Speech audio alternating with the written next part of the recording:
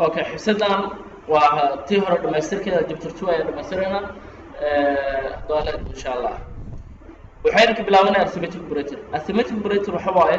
waa mathematical calculation ka caadiga waa arithmetic aha wixii la isticmaalayo midkan plus muxuu qabanaa addition minus oo subtraction ka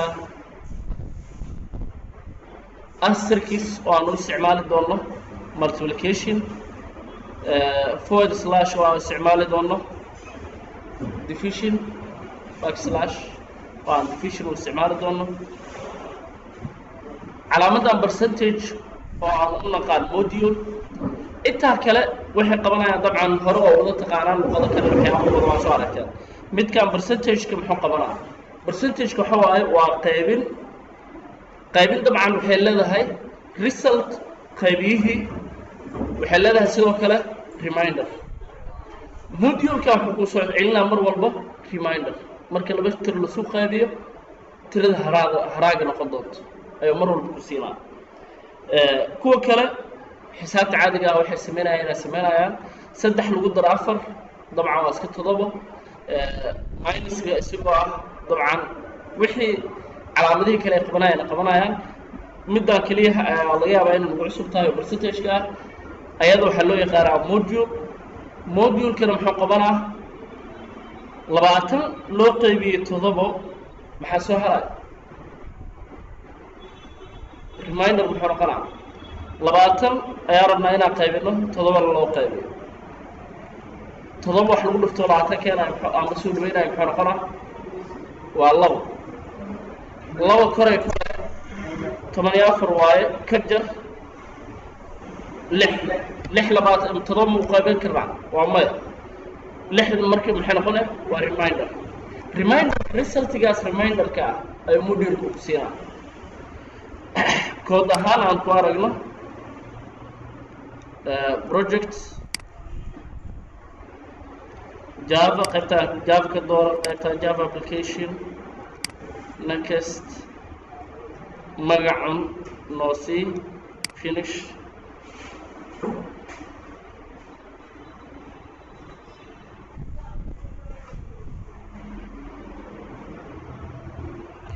اوكي كليه waxaa leenahay waxaan soo daabacdaa laba tiro oo la soo diray ama la soo qaybiyay soo daabacaad maxaa lahaa system class kan ina wacno dot out dot print ln ما print f ayaan isticmaalno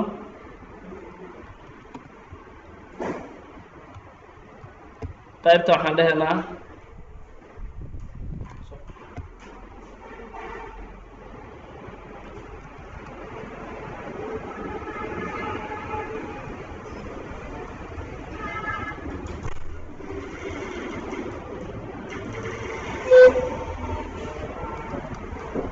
okay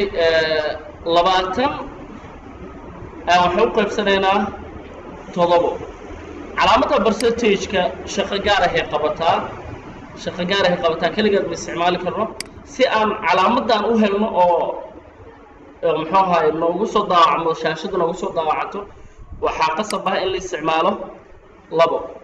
ده أمر كل استعماله وحكم ضاوعة هل حبه وأي كاسة الريسلت جا إنه إنترنال وصل ضاوعه وحلينا هاي percentage دي وحلو يقرأ format specifier وحبوس وقبتها قيبتان وحلو حسو أما variable أما وحا هذا data calculation كلا سميها calculation كنا محاربنا 20 module 7 resultiga midkaan ka soo baxo ayaa inta noolagu daabici doonaa doole meesha maxaa ka rabnaa 20% todobo waxay la mid tahay reminderka wuxuu la mid yahay reminderka kaliya noola daabaco okay rangaray طبعا waxaan sugaynaa reminder 6 in la wado okay 6 waa kan oo soo baxay laakiinse wax new line ah ma lahan new line laba si boo u sameyn karaa inta inaan gishto new line oo sidii caadiga ahaa oo si hore u soo arki jirnay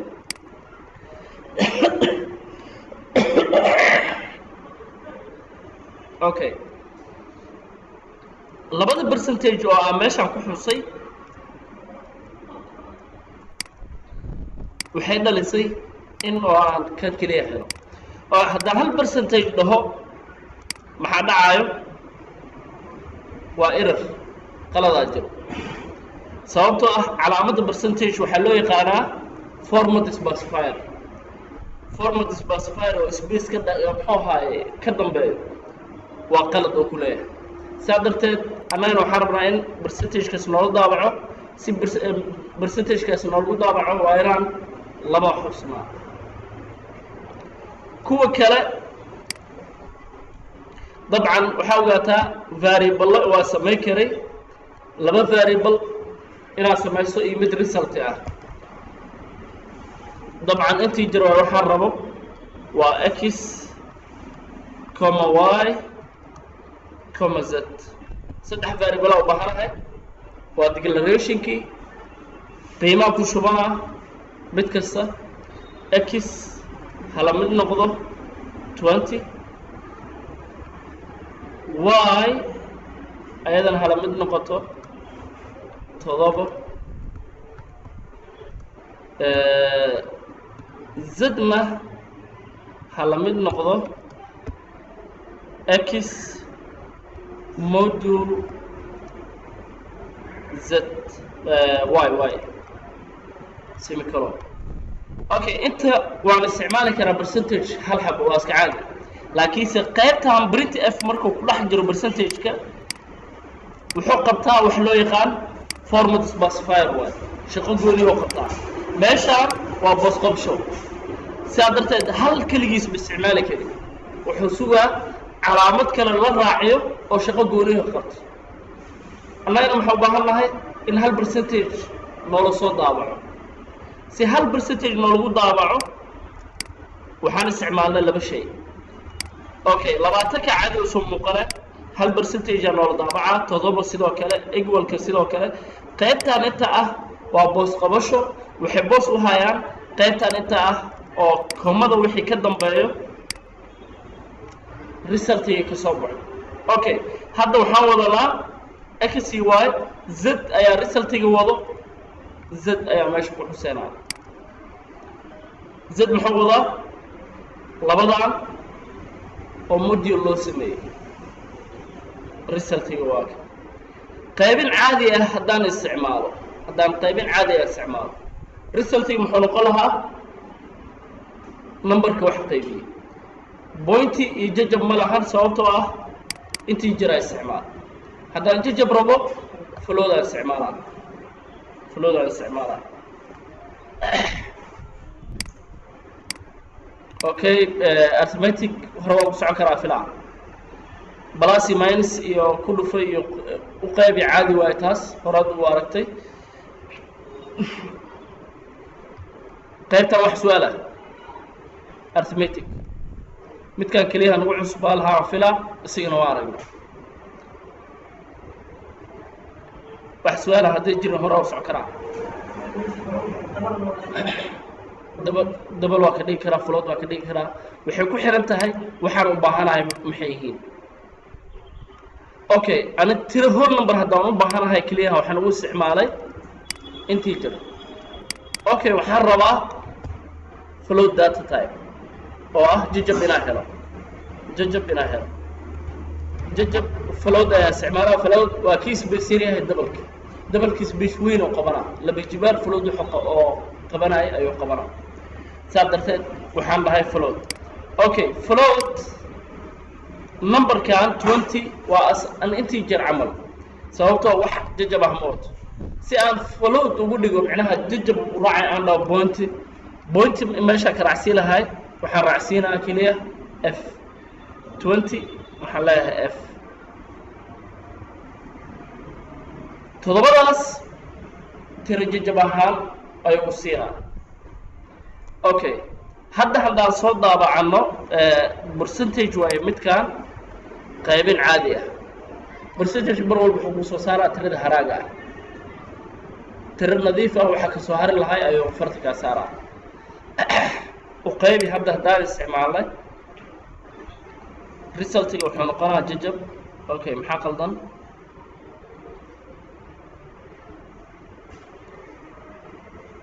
outputka ka ya okay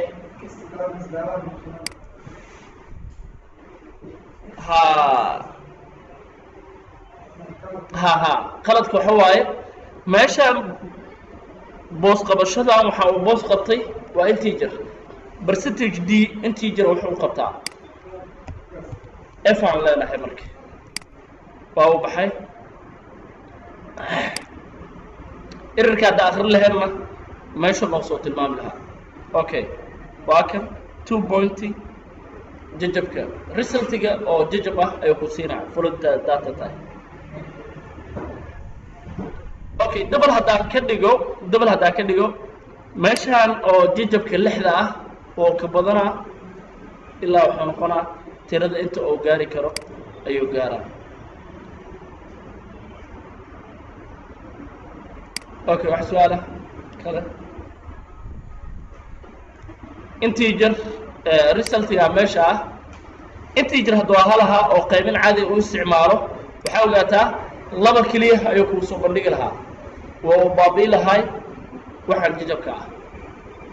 tiro laba bas ayuu ku siinaa hadduu integer yahay sababta waa maxay jajab ma support garaynayo int ka dhig qaybinta caadiga ahayd f waa flowda loo isticmaalaa iska bixi kana sidoo kale percentage d ka dhig si integer loogu boos qabto haddaran galay waa maxay 2 tirada rasmiga ah oo u qaybsama busoo ku siinaa jajabka iyo reminderkana waa iska reebaa okay farqiga daataabyada waa kuwaasaa oo muhiimadooda waxa waaye mid walba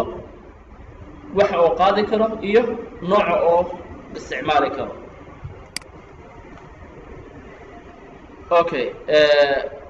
intaas waxaan ugu gudbaa arithmetic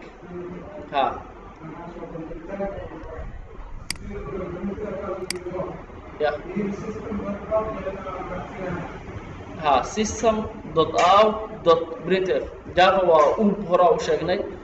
everything waxa waaye waa class macnaha classay ku xiran yihiin haddaad rabtid inaad isticmaashid shayga waa inaad xustaa classka oo ka tirsan yahay marka printf wuxuu ka tirsan yahay classka system dabcan systemkana netbeans waxyaabaha u diyaarsan ayaa rabnaa inaan isticmaalo waxaa leenahay system.out.printf marka waxa soo gelinaynana waxaa isticmaalaynaa system.in oo hadhowtaan waxaan kusoo geli doono waxay keliya outkaas iyo inkaas wuxuu kala taagan yahay shaashadda waxay ka tirsan tahay output soo ma waa waxyaabaha wax lagu waxeeyo keyboardka iyo mouseka iyo waxyaabahaasna ay ka maxay yihiin waa input marka intaas waa keliya hadhowtina muxuu ahaay sidaas oo kale isticmaali doonaa okay maxaa su'aal kale arithmetic ayaa weli ku jirnaa arithmetic faa'iidooyinka kale oo leeyahay waxaa ka mid ah dabcan koodaha meeshaan ku qoran koodadkan haddii aad soo kordhigeyseen farqigii waxyaabahaas oo dhanna way sheegayaan waa kan isagoo minus isticmaalay isagoo plus isticmaalayo percentage-kii ku dhufo iyo u qaybiba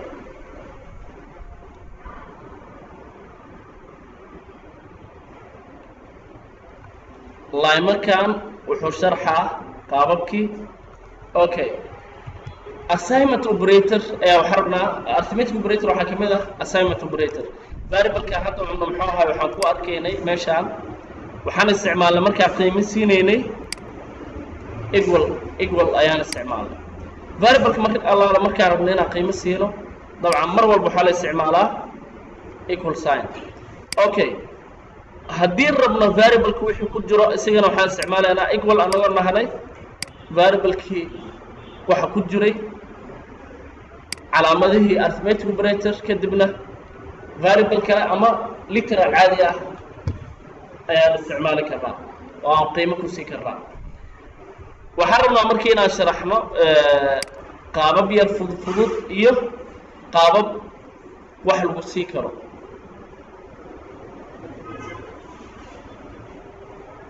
okay more about assignment operator assignment operator waxaa suurtagal ah saddex variable haddaan rabno inaan hal qiimo siino one line ayaa waxaan ku sii karnaa qiimaha annagoo dhahna z waxaa ku shubtaa 7 z qiimaha ku jiro waxaa ku sii shubaysaa y qiimaha ku jiro waxaa ku shubay haddana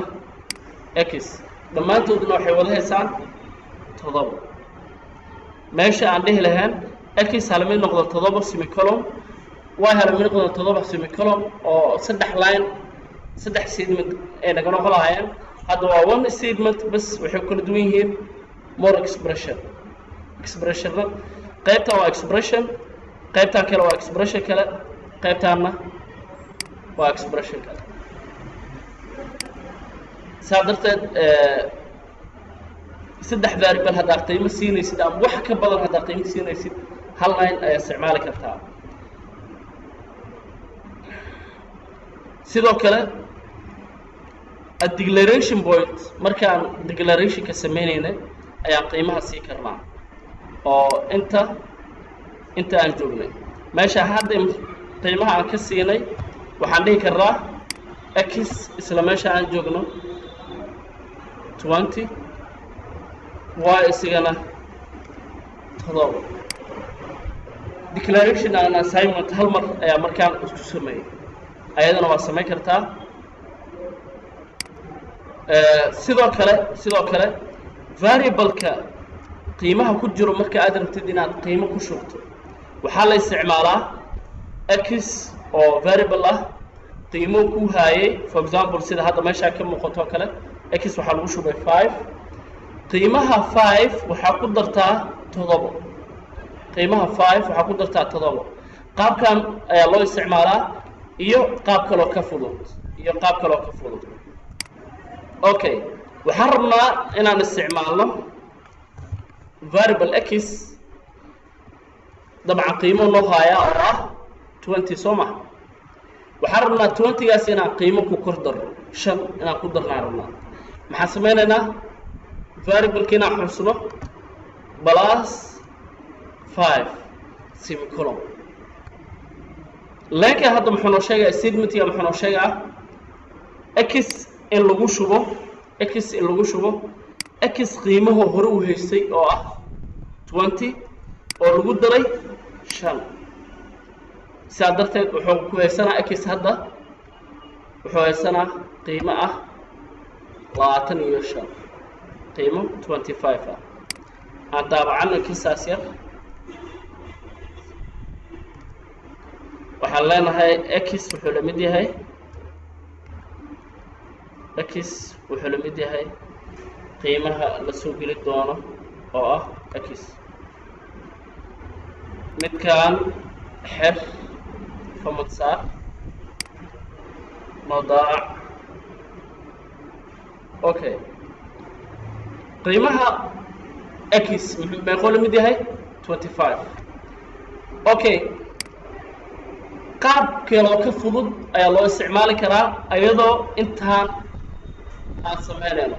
qiimaha x waxaa ku shubtaa 5 aan dhaana soo maha qaab yaroo ka fudud ayaa jiro sababtoo waxaa ogaataa koodka markaa qoraysid waxaa la xisaabinaa line of code spaceka oo systemkaada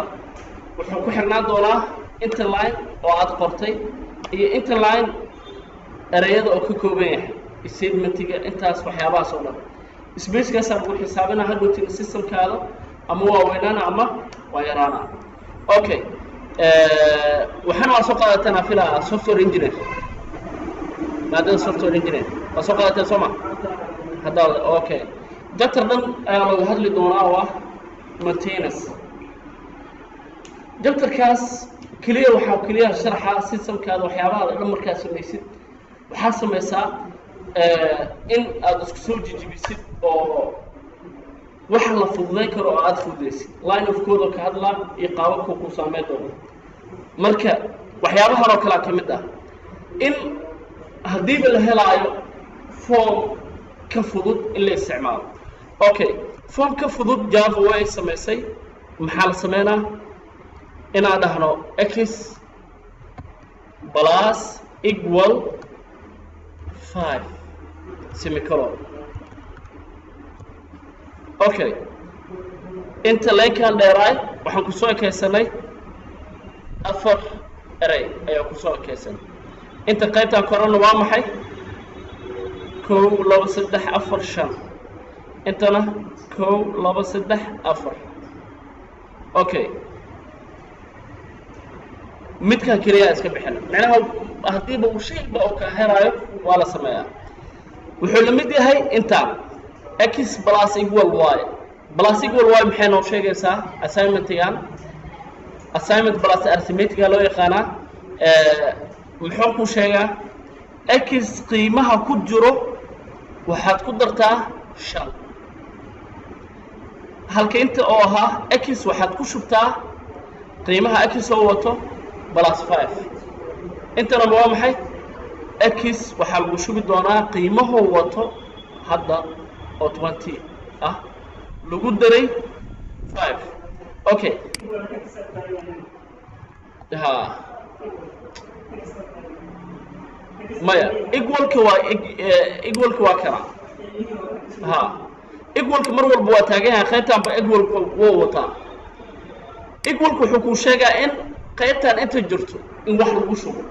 ayuu bas ku sheegaa in qiimaha dhanka waxa waaye midigi bidix geeskaadan bidix variable-ka shaygan geeskan bidix yaalo in wax lagu shubo ayuu bas ku sheegaa. qaybta midig in lagu shubo qaybta bidix intaas bas ku faa'iideena equalka. laakiin plus equal markay is wadato wuxuu ku faa'iideynaa in qiimaha geeskan midig jiro bidix jiro in ugu daro dhanka midig waxa ka imaan doono ayuu ku faa'iideynaa bas. halka meeshan kore oo ahaa qiimaha inta ah muhiim ah x ha lagu shubo way meeshan. inta waa maxay x qiimaheeda ku kordhi qiimaha dhankaaya. halka inta oo ahaa inta x variable-ka x waxaad ku shubtaa qiimihii hore macnaha akhrinta kala duwanaanayso laakiin waa shaqadii waa same. Okay, inta markaan sameeyno midkaan wuxuu soo saaray 25 soma kan 25 ma soo saaraa aragno rangaray 25 ma soo saaraa. Okay, waa 25. leenkan haddaa isticmaashid ama qaabkaan u isticmaashid waa the same wuxuu sameyn doonaa qiimihii ay ku shubi doonaa. Okay, hadda waxaan isticmaalnay tiro caadi ah. variable-kan ayaa 7 noo wato. variable-kan ku shub waa dhihi karnaa ayadana aan iska tarno 7 caadiga y. waxaan lahaa x waxaad ku dartaa y qiimaha ku jiro. qiimaha y oo wato waa maxay waa 7. x qiimaha watana waa maxay 20. 20 waxaad ku dartaa aan dhahnay 7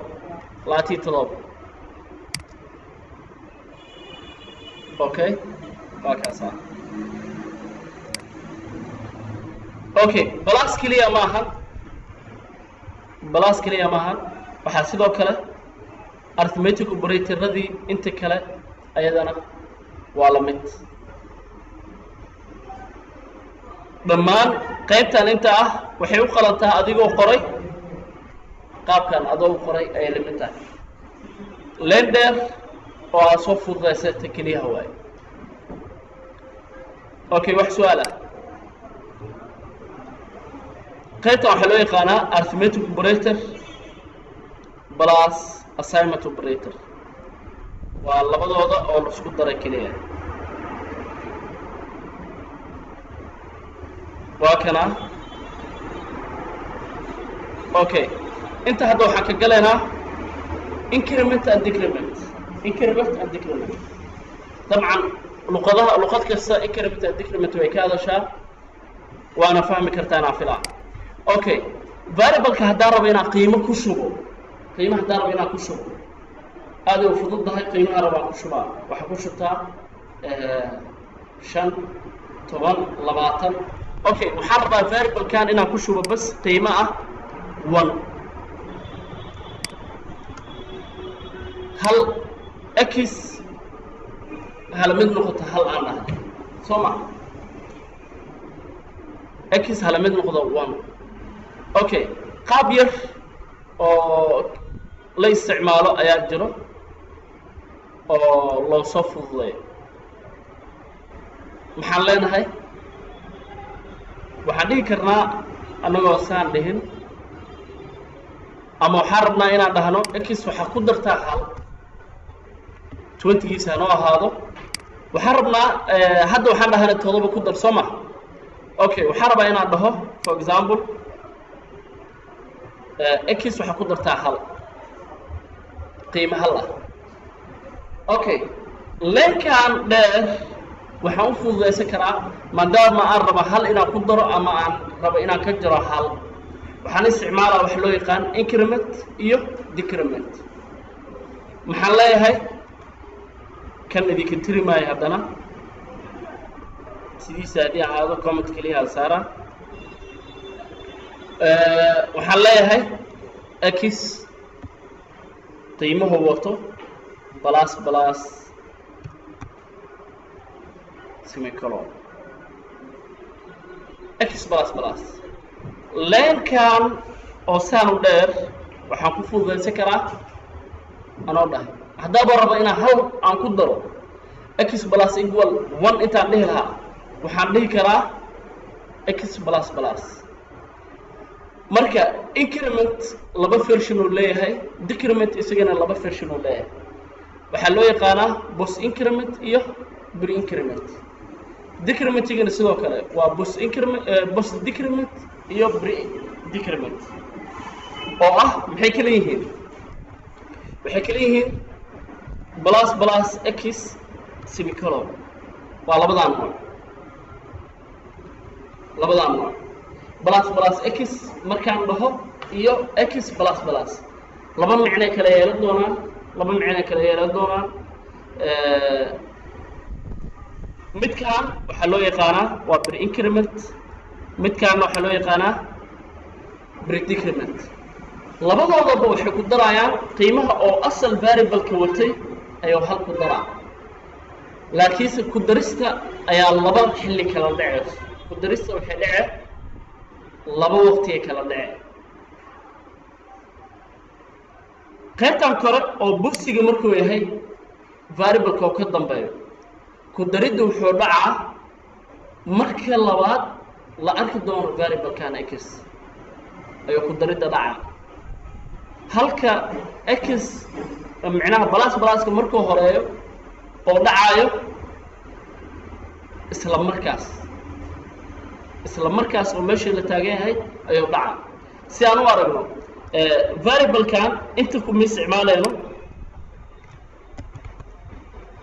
intaan ku isticmaaleynaa waxaan leenahay x plus x meeqa wataa waa 20 soma 20 maxaa dhahnay x waxaa ku dartaa hal x maxaa wataa waa 20 soma 20 ku daabaca marka dambe oo la arki doono waaba haddii la arko ayuu halkaas ku kordhi doonaa marfahma okay si aan mar labaad loo arko variable-kaasi marka loo arko aan samaysano qaybtan oo x ah marka ugu horeeyo inta maxaa soo baxayo waxaa la dhahnay x waxay la mid tahay x oo 20 ah ayaa soo bixi doona halkan waxaa lagu daraa marka la kale oo la arki doono x intaa lagu arkay x hadda muxuu noqonaa ilaan hore hal loogu soo daray 21 okay daabac maaragta x kan kow intoo ka keen inta markay ahayd lagu daray laakiinse waxaa lala sugay marka dambe oo variable-ka x la arkaayo halka waa lagu daray laakiinse goormo ku daridda rasmiga dhacay variable-ka marka labaad oo la arki doono waa markaan variable-ka la arkay qiimihiisii oo hal hore loogu soo daray ayaa meeshaan lagu soo daabacay okay marka aan dhahno oo aan ka hormarin plus x waxaa amarnay in x oo 20 wato qiimo isla markaas meeshaas loogu daro qaybtan kor maxaa soo muuqanayo x oo hal lagu daray ayaa isla markaa meeshaas lagu daraa meeshaan kor waxa ka soo muuqan doono waa 21 inta hoosena maxaa ka muuqan doono qiimaha oo wato oo 21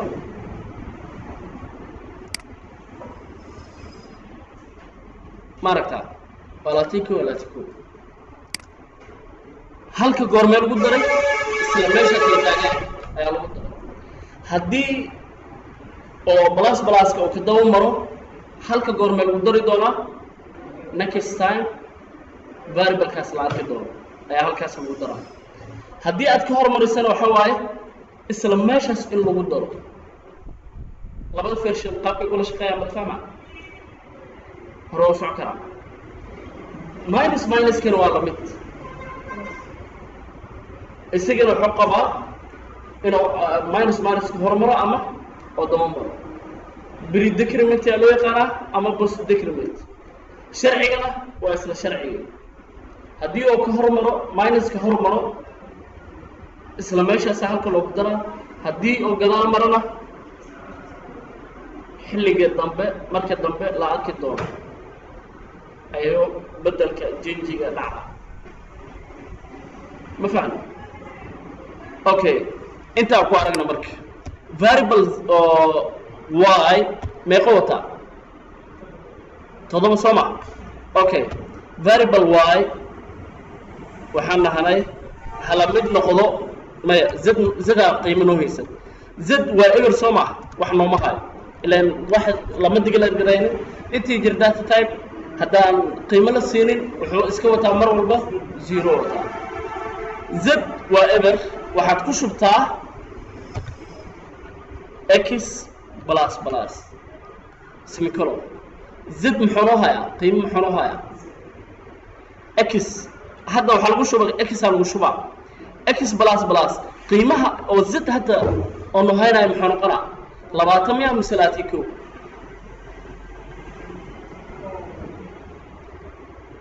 x meeqa wataa 20 soo maaha x waxaan dhahnaa hal ku dar kan ku shub okay halkan inta maa loogu daraa waa maya qaybtaan inta maxay sheegaysaa markii dambe oo variable-ka la arki doono in lagu daro okay hadda maxaa wataa 20 zid wuxuu ku hayaa marka 20 ogow adigoo u baahan qiimo in lagu daro x qiimihiisa qaabka hadda u isticmaasho maxaa haysataa qiimihii originalka arag marka meeshaan waxaad ku aragtaa z soo daawac meeshaan x soo daawac x maxaa inta ku soo daawacmi doonto x oo hal lagu daray ilaa marka kale next time la arkay waa variable okay z muxuu ku hayaa waa 20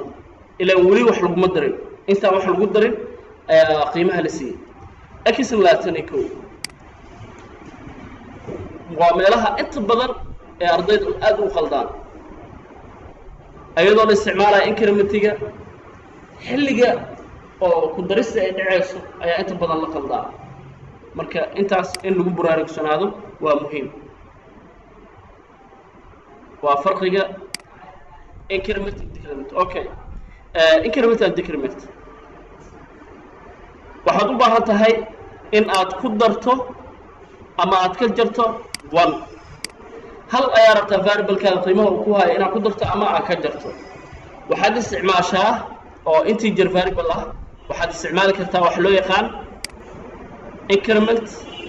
ama decrement operator ayaa isticmaalaya increment operator waa macnaheedu waxa waaye waxaa ku dartaa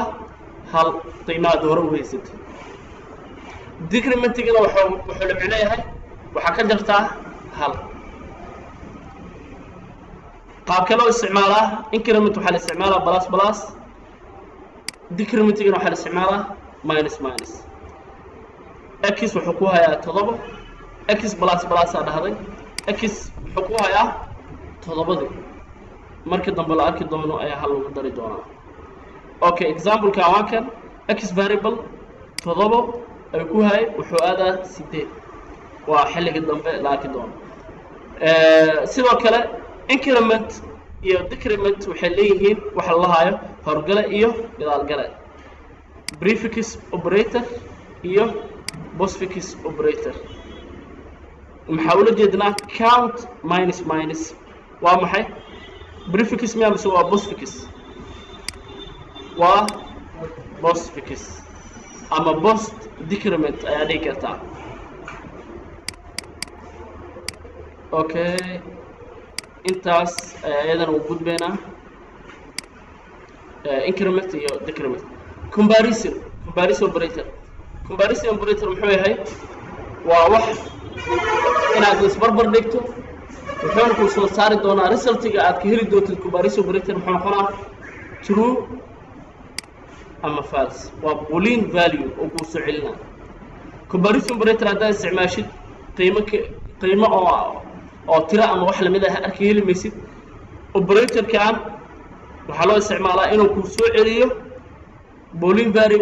value oo ah true ama false maxay tahay marka waa calaamadaha equal meesha ku aragno macnaha maxay la mid tahay equal to علامة تعجيب equal محل متى أيضا not equal مثلك less than علامة greater than less than or equal greater than or equal لما شيء أي أسبر بردينا result تيجا نصب بحدون محنقرة و true أم و false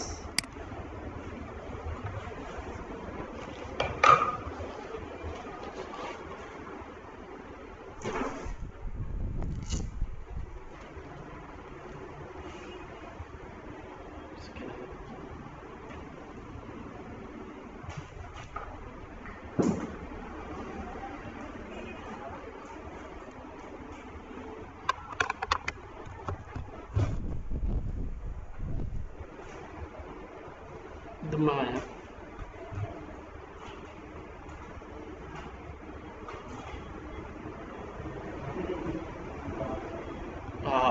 واحد اوكي قاكي وضبطينا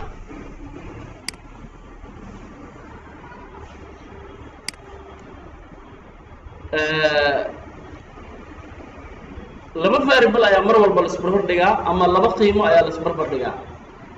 hadda waxaan haysanaa x iyo waxaan haysanaa y oo qiimo noogu jiro waxaan samaysanaynaa boolean variable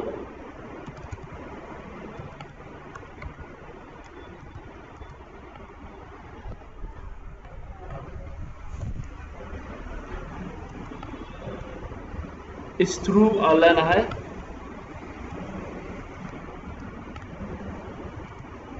variable-kan aan samaysanay waxaan rabnaa ilaan true ama false bas ku soo saara maadaama aan dhahnay waxaan baahanahay boolean variable okay maxaan samaynaynaa x qiimo muxuu hayaa waa 20 soo ma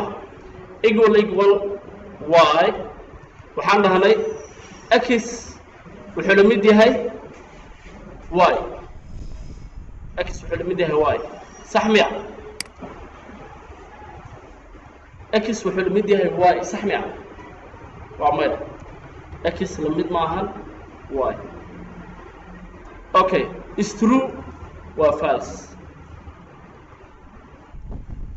aan soo daabacano marka variable-ka waxaan leenahay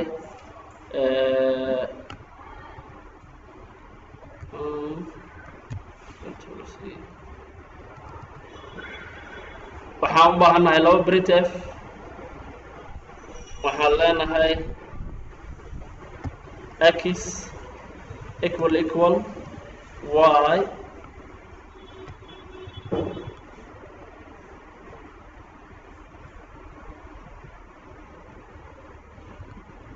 print ln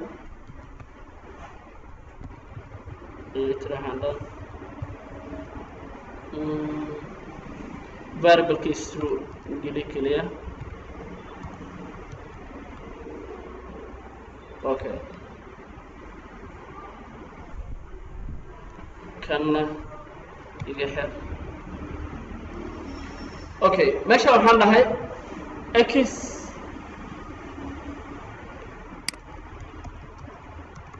is space dhaxay bas okay meesha waxaa ku xusay x iyo y waa isla mid yihiin waxay la mid tahay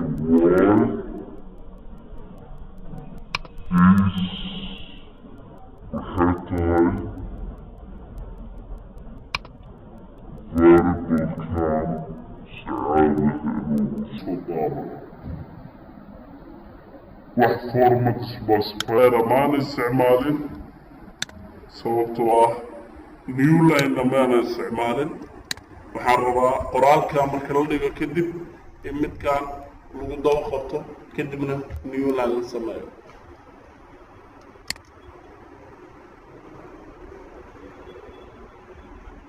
اوكي اكس وحلمتها واي و فالس لمد معه اوكي هدان استعمالنا علامة عجيب يقول ايضا محينا هذا ومحي اكس لمد معها واي وانا صح سمع 20 لمد معها تضبط لما اكا تضبط وترو اوكي ساد جديد واكاس علامتها كومباريسنك in badan waa la isticmaali doonaa weliba xataa decision making ayaa zaad ugu isticmaali doonaa decision making qaybta ah ayaa aad ugu isticmaali doonaa waxaan ku arkaynaa insha Allah chapter 4 inuu yahay umaleena ama chapter 3 buubo midaan ku arkaynaa haduu ilaahay insha Allah comparison operator ayadana intaas aan ugu gudmeynaa kaliya wuxuu ku soo saartaa sax ama qalad ayaa laga helaa waxaana faa'iido leedahay in shayyaasha la isbarbar dhigo waana wax badan ayaa la isticmaali doonaa go'aamanka qaar ayaa aad loogu isticmaali doonaa logical operator ayaan ugu gudbeynaa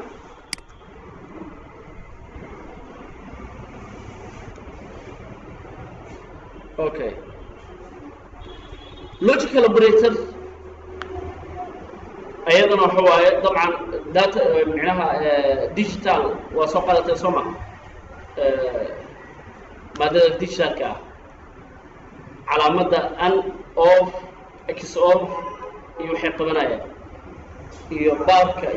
وحيوات صدق أوكي لوجيكال أوبريتور وأنتي على مدى أن أو أن عادي كا قرمترو تاي labadooda markay true yihiin inta kale waa false okay or goormay true tahay ayadana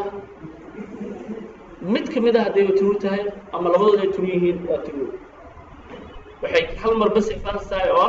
labada inay false noqdaan labo ayaa loo baahan yahay shardi ah labo condition oo true iyo false loo saarayo ayaa labadoodii ayaa hadana muxuu ahaa waxa loo sameeyaa relationship ah an ama or ama waxa okay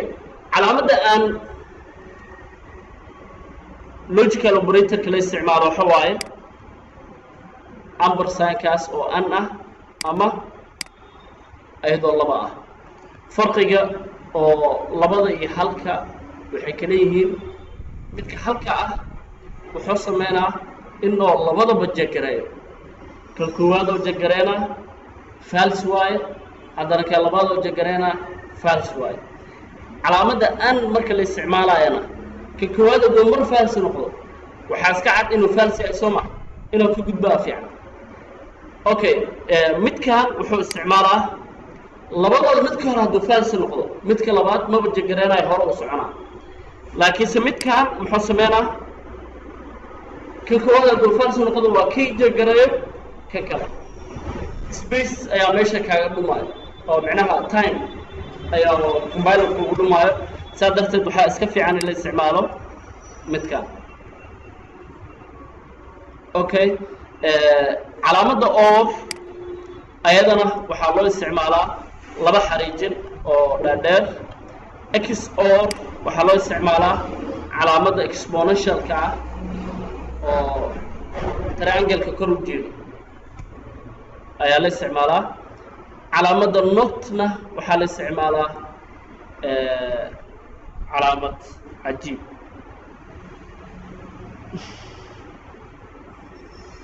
okay si aan u isticmaalno waxaan u baahan nahay laba shay oo true ah ilaan logical operator waxay muxuu ahaay sameysaa shay true ah ama shay false ah shay kale oo true ama false ah ayuu isbarbar dhigaa keliya si labadooda relationship-kooda waxaa shardi ah inay muxuu ahaay haddii shardi noqdo labadooda inay true noqdaan waxaa la isticmaalaa an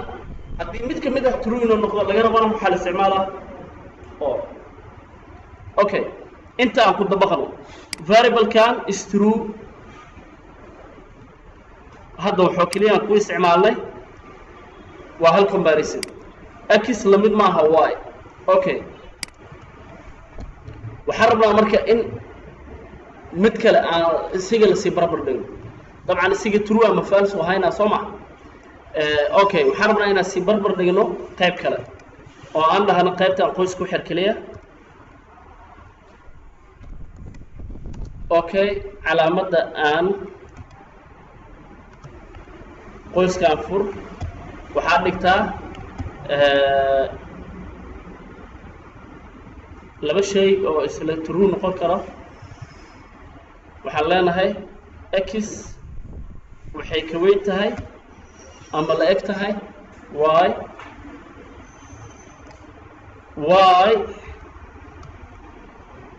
waxay ayadana ay ka yar tahay 5 okay qaybta inta ah x meeqa wada waa 20 wuxuu ka weyn yahay ama leeg yahay y soma waa sax true meesha ka soo baxay qaybta kale haddana y waa 7 waxay ka yar tahay 5 sax ma waa false calaamadan an maxay qabanaysaa shardi maxaa ahaa labada dhinac waa inay true noqdaan say true soo saarto haddii kale waa false okay variable-ka is true muxuu haynaa marka result uu haynayo muxuu noqonaa waa false sababtoo ah logical operator-kan wuxuu keliya soo saaraa labada dhinac haddii true noqdaan ayuu true bas soo saaraa haddii false yahayna false waa inta kalena waa false okay rangaray qoraalkan yar meesha ku soo muuqanayo iska daa laakiin result-igu maxaa waaye waa false okay qoraalka yar aan dhahano variable-kan is true is waxa waaye false ama true okay inta waa aragnay aan dhahna marka 10 qaybta waa maxay waa true y waxay ka yartahay 10 waa sax qaybtaana 20 waxay ka weyn tahay ama la eg tahay y waa sax ayadana labada dhinac maadaama true yihiin maxaa soo baxaya true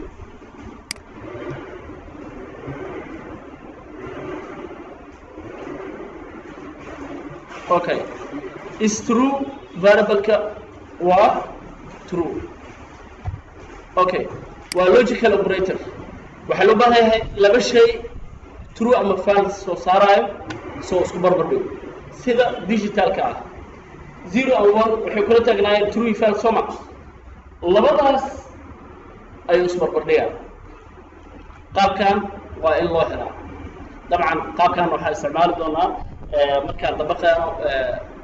marks ama GB-ga dabcan kood yar oo aan sameynayna ardayga mundooyinkiisa wixiisa inaan gelino waxaan dhahno intaas haduu ku yaryahay iyo intaas haduu ku yahay inuu soo saaro marka waa halkii qaab ama halkiisi lagu xalin lahaa waa logical operator waxaa la mid ah marka 5 kan aan ahaado kan aan haddii la isticmaalo waxaan dhahnay waa isheeg labada dhinac shardi ah inuu true noqdo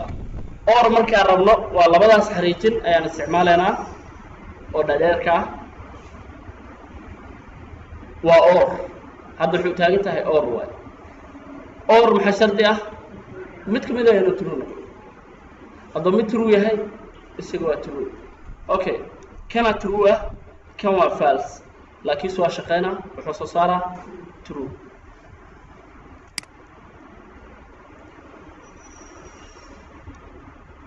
وهكذا يصير true شو صار XOR هذا ربنا استعماله XOR وحنا استعماله على مدى exponential كلو يقال الكمبيوتر مركز الجو على مدى حلو استعماله باور اوكي على مدى باور كا هذا استعماله محلمتها هاي XOR XOR قرمو true ها XOR labadooda markay kala duwan yihiin mid false ah mid true yahay isaga waa true haddii labadooda isku mid yihiinna waa muxuu ahaay false soo saara labadooda haddii true isla noqdaan false soo saara haddii waxay isla noqdaanna false soo saara markay kala duwan yihiin resultigooda true ayuu soo saara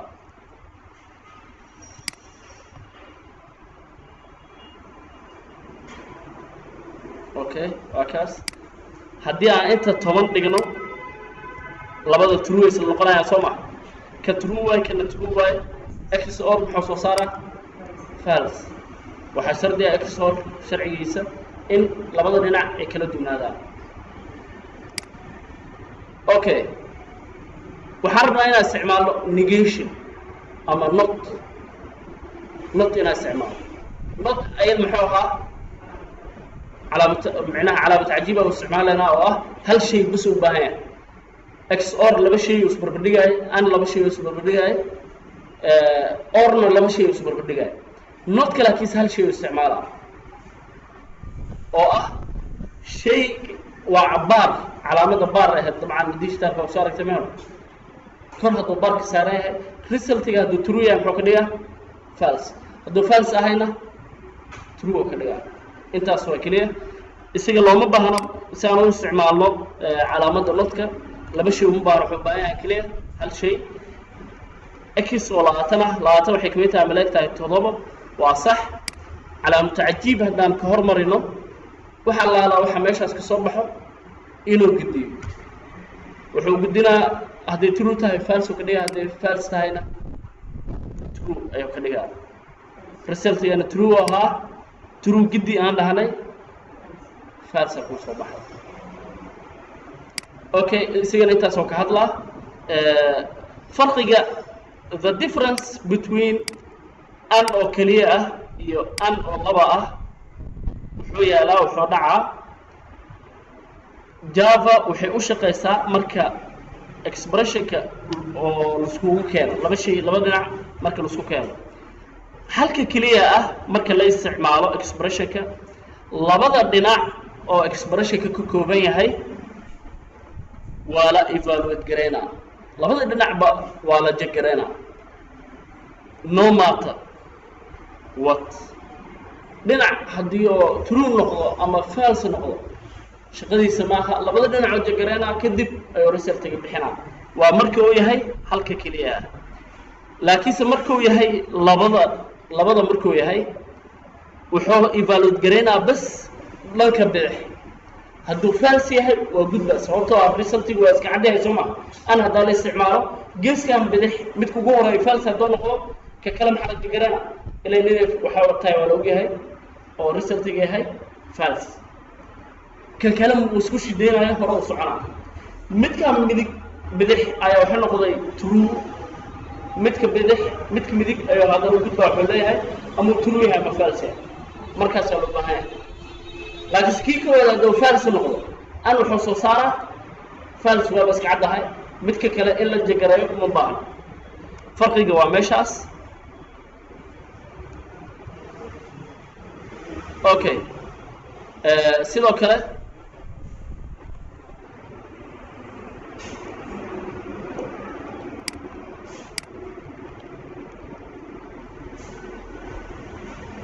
sidoo kale waxaa muhiim ah operatorada sidoo kula horeeya dabcan balaas iyo equal kullu fuuq qaybi waa kala horeeya soo ma hadda meel isugu yimaadaan sida caadiga xisaabta caadiga ahayd okay operatoradan oo dhan hadda maanta aan soo sheegayna aykana waa kala horeeya hadda meel isugu yimaadaan mid ayaa ahmiyadda koowaad la siinaa oo xaqa koowaad leh la soo dhameynaa laga shaqeynaa midka kale sida loogu gudbaa okay one statement hadday isugu yimaadaan operatoradan waxaa xaqa koowaad leh increment decrement fast siday u kala hormarayaan from fast to last ayaa lagu soo hormariyay midka ugu horeeya operatorka ugu horeeyo shaqada ugu horeysa laga qabanayo waxa waaye increment decrement waaye waxaa ku xigo arithmetic operator plus minus equal muxuu ahaay ku dhufu qayb laftigooda ay ka kala horeeyo soo ma iyo plus minus laakiin arithmetic operator ku xigo arithmetic operator waxa ku xigo comparison operator waxa ku xigo logical operator waxa ku xigo ayakana assignment operator oo equal sign ka adeen intaas ayaan soo sheegnay intaasna waxa ugu horeeyo increment decrement ugu hormaraayo waxa ku xigi doona arithmetic operator-ka waxa ku xigi doona comparison operator-ka waxa ku xigi doona isagana logical operator-ka assignment expression okay inta ayaa ku aragnaa meeshaan ayaa ku haysanay hadda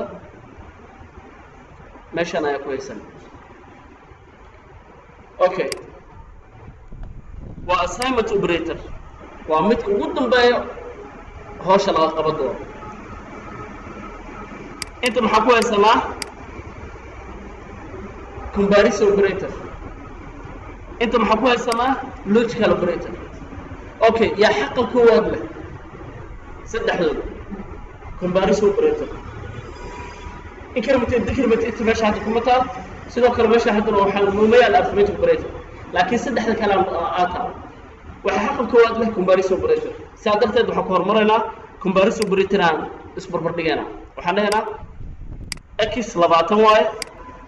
comparison operator صح مية صح واحد اوكي انت ما قلنا هذا حلنا هذا قيبته كلا comparison operator كشقينا انا marka hore comparison operator waxa soo baxay kan true kala true soo baxay xaqa kala maxaa yeelanayo logical operator okay isbarbar dhig kan true maxaa ka soo baxay xor false ila labadaba isku mid ay noqdaan oo false yaa soo baxay waxa ugu dambeeyo oo xalina علامة equal sign تهدو assignment operator okay سدح دوا كنا comparison operator كهري لبضان كلا مد كان أبحثه كان أول ضمبه another مد كلا في ماشى قيبتها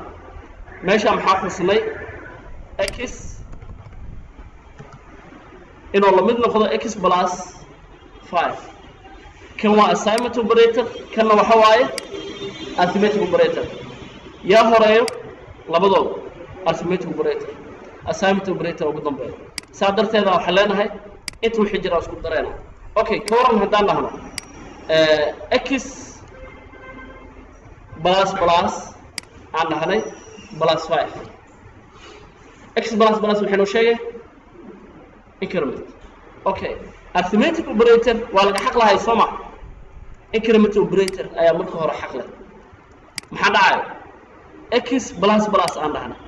oo la macnaa ay tahay marka hore in qiimaha lagu daro hal ayaa waxa lagu dari doonaa qiimaha oo hore wad oo 20 ah markaas kadib ayaa waxa lagu dari doonaa 5 ma fahmina sida uu kala horeeyaan oo kala xaq badan yihiin waa qaabkaas haddii one statement ay isugu imaadaan operatorada dhan oo one statement isugu geeyo maxaa dhacaya meeshaas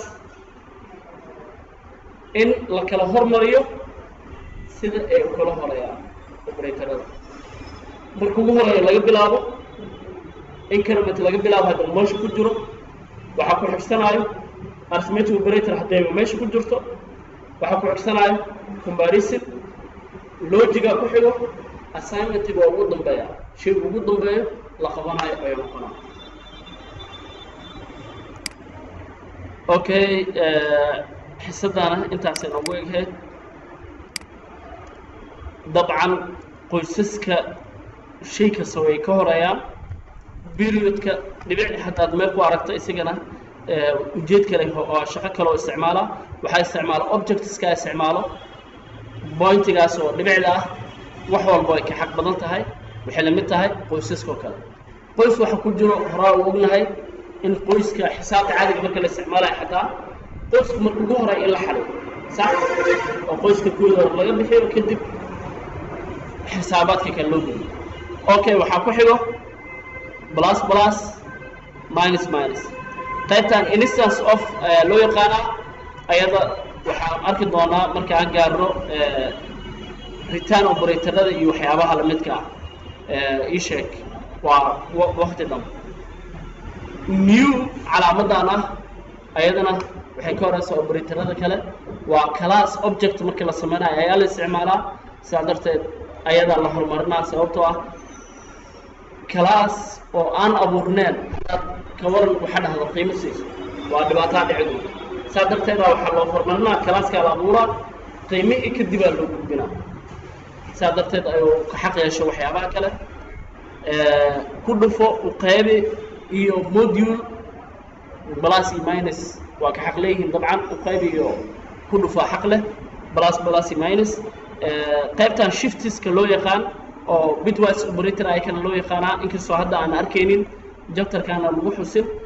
ayakana waxay ka xaq leeyihiin kuwa kale waxaa la isticmaalaa marka hadda tii la rabo in aad ku shaqeyso digital form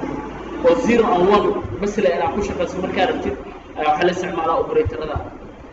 uma baahana inaan jeclahay inaan ku shaqeyno qaabka digital digital ka 0101 aad qoraysay mar waa isku diraysay mar waa kala diraysay soma operatorada isku darkii kala jirkii waxyaabaha sameeynaayo ayaa waxa loo yaqaanaa shift oo bitwise operator marka ayadana ma keeno comparison operator ay kala laftigooda waa kala xaq leeyihiin greater than iyo equal than iyo macnaha less than iyo waxyaabahaas waxay ka xaq leeyihiin equal to ama not equal to ay ka horeeyaan علامة أن XOR OR clear طبعا يو مركز لما لو حسوا فرق جواشينا مد كهرة اللي بارد جرينا مركز ولا بيها هدي هدف كلا يجارو طبعا أن هدف كده حواي مد كده هدو فالس هاي وفالس ومبهر إن بدك كلا بعض سأدرت هدف كدي لجارو OR نسيره كلا السجن وحوا محي هدف كيسة mid kamid ah hadii true noqdo ka kale la baaro uma baahna midka koowaad hadii true noqdo waxa laga baaraa ka kale waxa lagu yahay result-iga inuu noqonayo mar walba true saasoo kale waa hal markay yihiin maxaa dhacayo in labada dhinac la baaro midka koowaad wuxuu rabaa ha noqdo true false ha noqdo ka kale la baaro hadda kadib result-iga uu soo bandhigo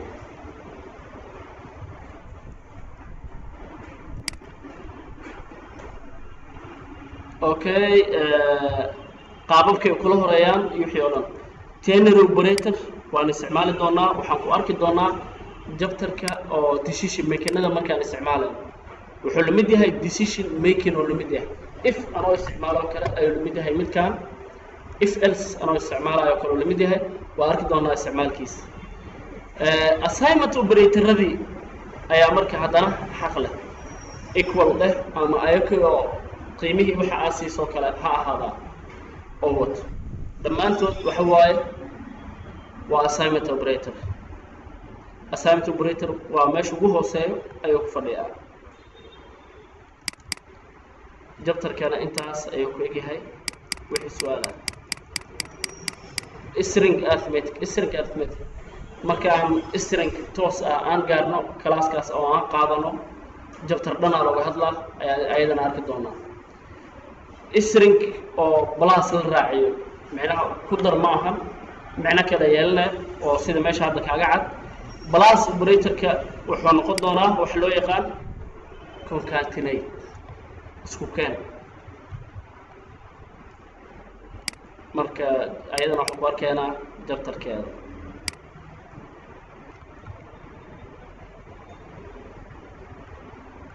okay wax su-aala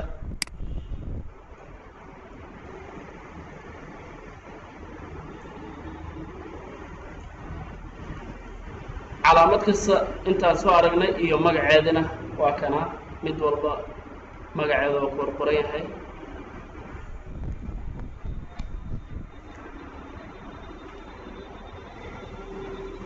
wax su-aala